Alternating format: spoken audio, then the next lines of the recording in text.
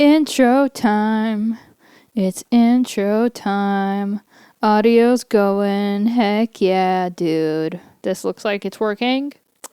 As long as it's not broken, I'm not upset. Hey guys, welcome back to another episode of the Safari Pedals Show. I'm your host, Abby. If this is your first time here, welcome to the Crazy Wild Safari Pedals podcast zoo thing bandwagon. It's great to have y'all here. Today's episode, we are diving into all things content creation. I am super pumped and here for it. Cato Zane is going to be on the show. She is a really awesome engineer and content creator. We are going to be diving into her audio journey, her content creation journey, and how it's been for her and the things that she's learned from it. And of course, as we tend and like to do on the show, we're going to get the scoop on advice that she has for new producers and engineers like myself. I feel like there's not much more that I can add to this intro. So let's do the thing. So guys, please give a very warm Safari welcome to Cato Zane. Welcome to the show. Hi, thanks for having me. Absolutely. Thank you so much for hopping on. Really appreciate your time. Before we dive in to your audio journey and get into all the good stuff, let's start with who you are, what you do, and we'll take it from there. Okay. Well, my name's Cato Zane. I'm an audio engineer, a music producer. I'm in San Diego, California. Mostly what I've been doing lately is working with indie artists on like cinematic pop style beats or like alt rock type of thing. It's been a lot of fun. And I also teach. I just started teaching at San Diego State University, which has been a lot of fun.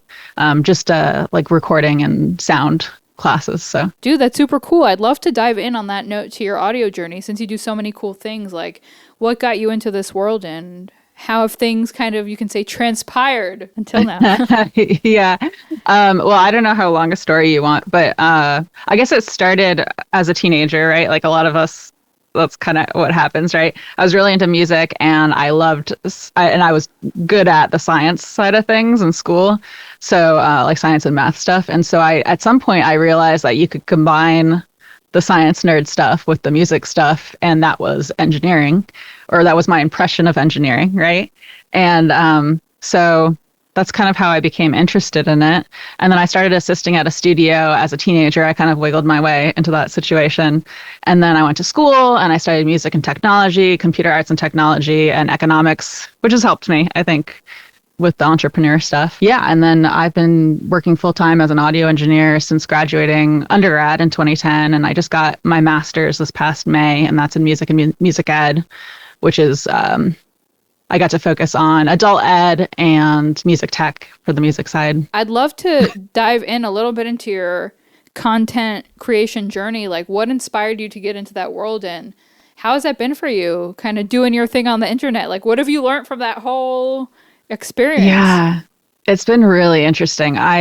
So the way I got into it was I never wanted to be in front of the mic or the camera or anything. I would get really anxious. Like I was in punk bands and stuff in high school and I was the drummer and I was like, I don't want to be anywhere near the front. You know what I mean? Like that kind of vibe. And I got this job. Oh, I don't know. It was like in 2012 or 2015 or somewhere around there. It was before 2015. I got this job and it was hosting a show called Pro Studio Live. And basically their whole thing was they would bring multi-Grammy winning engineers into the studio and they would show their process and they would live stream it. So I was hosting the show.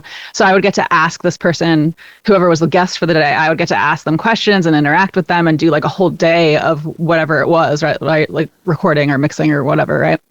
And our episodes, it'd be like 5 hours at a time. So it wasn't just quick tips and tricks. It was actually like getting in the weeds with this person.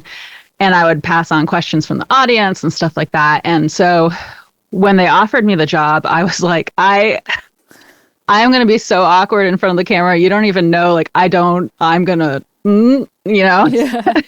And they were like, it's okay, we'll work with you. They wanted a woman who's into the engineering stuff. And I guess I was kind of the option in San Diego at the time. So they were like, okay, we'll work with you.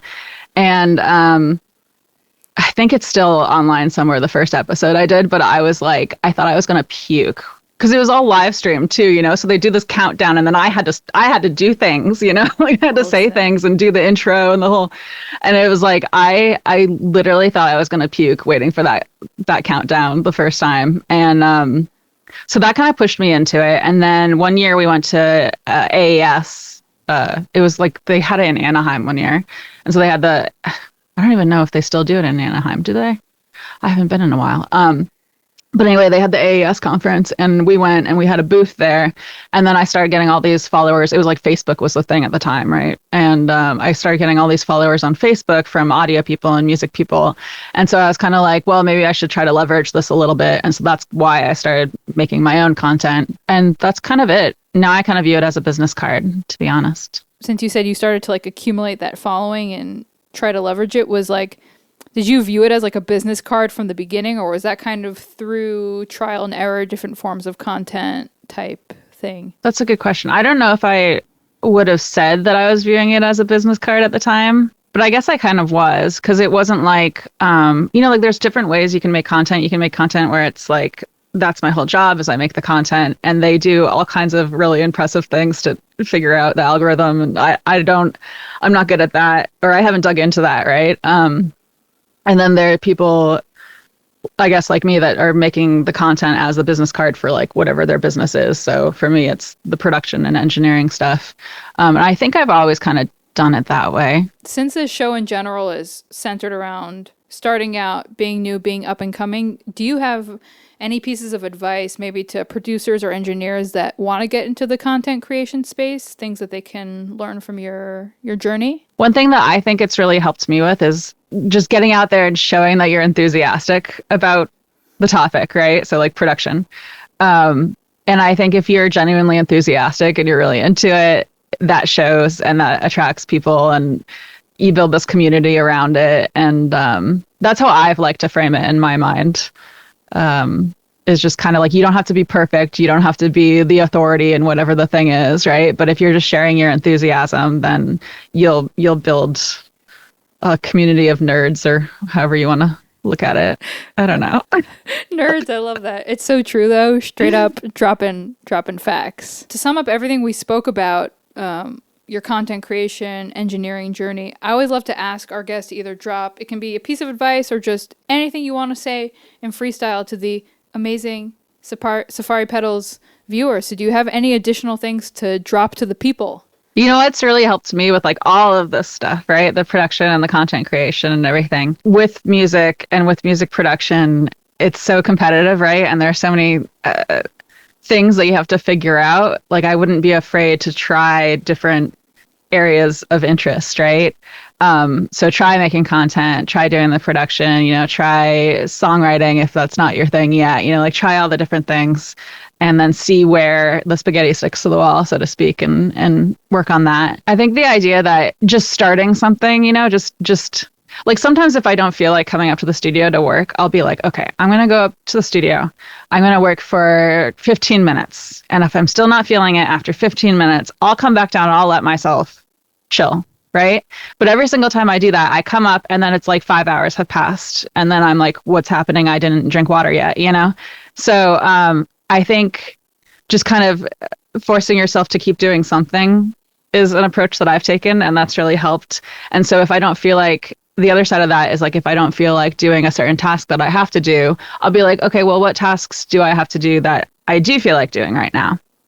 And then usually if I just keep moving, it all gets done eventually.